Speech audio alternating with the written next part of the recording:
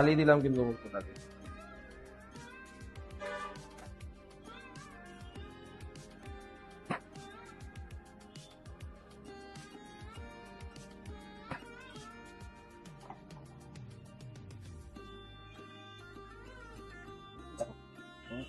কিছু হয়েছে মুক্ত?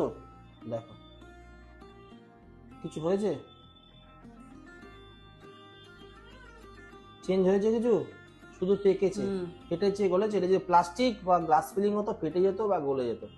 আগুনের ভেতর থাকলো মুক্তর কিচ্ছু হলো না।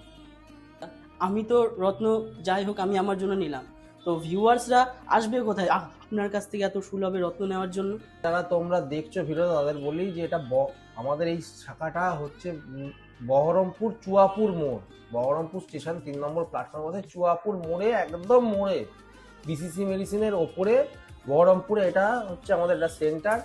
এছাড়াও আমাদের দমদমে হচ্ছে আমাদের মেন হেড অফিস, দমদমে তোমরা পাবে।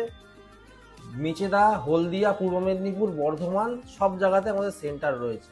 হেড অফিস দমদম, দমদম হচ্ছে মেন ঠিকানা।